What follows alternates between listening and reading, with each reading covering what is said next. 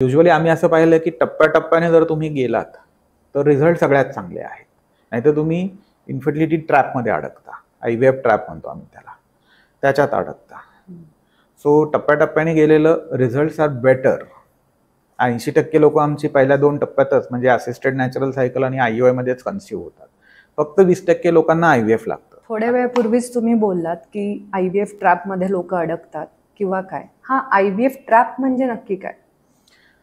IVF trap किंवा infertility trap, आता हा फार गमतीदार विषय आहे. म्हणजे आजकाल लोक येत आहेत डायरेक्टली म्हणतात की डॉक्टर आम्ही 2 महिने 3 महिने प्रयत्न केले, प्रेग्नन्सी राहत नाहीये, IVF करून द्या. आमचं ते एक मैत्रिणीने करून घेतलं आणि त्यांना प्रेग्नन्सी राहिली, ट्विन राहिले वगैरे वगैरे. सो IVF फार सोपा उपाय आहे बाळ मिळवण्याचा असं लोकांना वाटतं. ॲक्च्युअली तुम्ही प्रेग्नन्सी राहण्यासाठी आणि टिकण्यासाठी सगळ्यात महत्त्वाची गोष्ट काय असं जर विचाराल तर चरक ऋषींनी खूप मोठं छान एक वाक्य चरक संहितेत लिहून ठेवलंय. ते म्हणतात, सौमनस्य गर्भधान नाम अग्रम.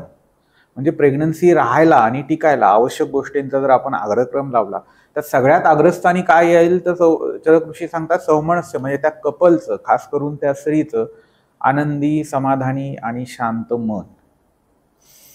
प्रॉब्लेम असा होतो तुम्ही खूप ॲग्रेसिव्हली ट्रीटमेंट घ्यायला लागलात, ज्याच्यामध्ये तुम्हाला मेंटली, फिजिकली, इकॉनॉमिकली खूप इन्व्हेस्ट करायला लागतंय.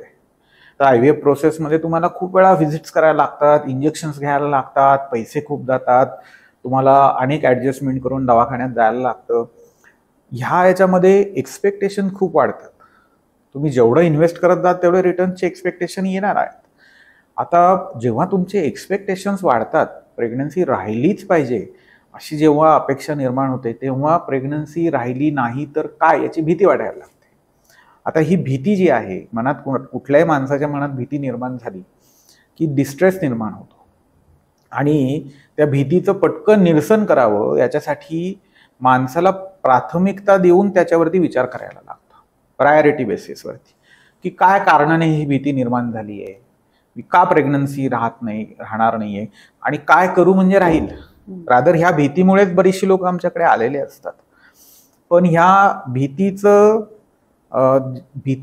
निरसन करण्यासाठी जे अखंड चिंतन चालू होतं त्यालाच चिंता असं म्हटलं जातं.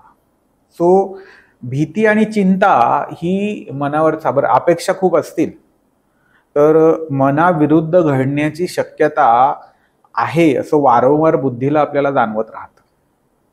मनाविरुद्ध घडण्याची शक्यता किंवा तशी परिस्थिती निर्माण होते त्यावेळेला जी हेल्पलेसनेस येते त्यालाच आपण स्ट्रेस म्हणतो. सो भीती, चिंता, ताण तुमच्या मनाचा ताबा घेतात ज्या वेळेला तुम्ही खूप ॲग्रेसिव्ह ट्रीटमेंटकडे जायला लागता. आणि अशा याच्यामध्ये काय होतं माहिती आहे का, मग हॉर्मोन्स त्याला तुमच्या त्या स्ट्रेसफुल सिच्युएशनला हॉर्मोन अडॅप्ट करायचा प्रयत्न करतात. आणि प्रेग्नन्सी देणं नाही देणं हे कोण ठरवतं? मदर नेचर ठरवते. ती मदर नेचर, मग आई येते आपली, ती म्हणते की हे लेकरू माझं ताणात आहे, याला प्रेग्नन्सीचा ॲडिशनल ताण ह्या काळात नको. आणि मग ती काय करणार आहे, हॉर्मोन्सचे चेंजेस असे करणार आहे की तुम्हाला ॲक्च्युअली प्रेग्नन्सीपासून प्रोटेक्ट केलं जातं. हवी आहे प्रेग्नन्सी, पण तुम्हाला प्रेग्नन्सी राहू नये म्हणून निसर्ग प्रयत्न करतो. कारण प्रेग्नन्सी बाळ पोटात किंवा बाहेर वाढवणं हा खूप मोठा ताणाची गोष्ट आहे, स्ट्रेस असलेली गोष्ट आहे, फुल टाईम जॉब आहे तो.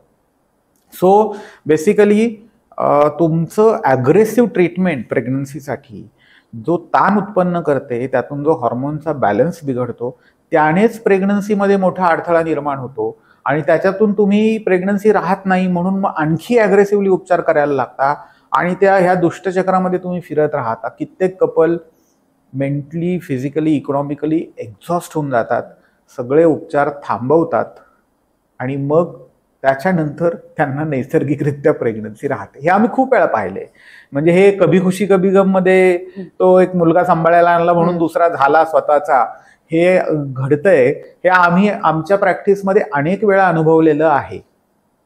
सो हा इन्फर्टिलिटी ट्रॅप आहे. जोपर्यंत तुम्ही त्या ट्रॅपमधून बाहेर पडत नाही, मेंटली तो कुठेतरी ब्रेक करायला लागतो, तोपर्यंत प्रेग्नन्सी अवघड आहे. त्यामुळे ट्रीटमेंट देताना टप्प्याटप्प्याने उपचार करावेत. आधी कमी खर्ची, कमी त्रासदायक, कमी वेळ द्यायला लागतील असे उपचार आधी करावेत, ज्याला सक्सेस रेट चांगला आहे आणि उपचार सुरू झाल्यावरती पेशंटचा ताण वाढणार नाही अपेक्षा वाढून, याच्यासाठी प्रयत्न करायला लागतात. लाईफस्टाईल मॉडिफिकेशन करायला लागतं आणि स्ट्रेस कमी असताना आपण टप्प्याटप्प्याने उपचार करत गेलो तर रिझल्ट सगळ्यात चांगले आहेत. IVFला डायरेक्टली जम्प करणं आणि ताण ओढावून घेणं आणि हॉर्मोनचा इम्बॅलन्स इंड्यूस करून स्वतःच्याच प्रेग्नन्सीत अडथळा निर्माण करणं, याला इन्फर्टिलिटी ट्रॅप म्हणतात. आणि ते अडकून त्यात ते गोल गोल गोल गोल फिरत राहतात दुष्टचक्रामध्ये. सो इन्फर्टिलिटी ट्रॅपमध्ये जर तुम्हाला अडकायचं नसेल तर तुम्ही पहिलं महत्त्वाचं म्हणजे अगदी डेस्पिरेशन जे प्रेग्नन्सीच्या बाबतीतलं आहे ते पहिलं सोडा आणि लाईफस्टाईल थोडी मॉडिफाय करा, उपचार टप्प्याटप्प्याने घेत जा आणि सगळे उपचार फेल झाले तर आहे ना IVF, कुठे पळून जाणार आहे. शेवटी IVFला जा, नाही जर झालं तर.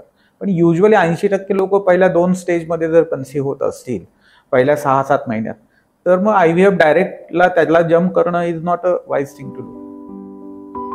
ही माहिती तुम्हाला उपयुक्त वाटली का? आम्हाला खाली कॉमेंट बॉक्समध्ये नक्की कळवा व आम्हाला इंस्टाग्राम व फेसबुकवर देखील फॉलो करा.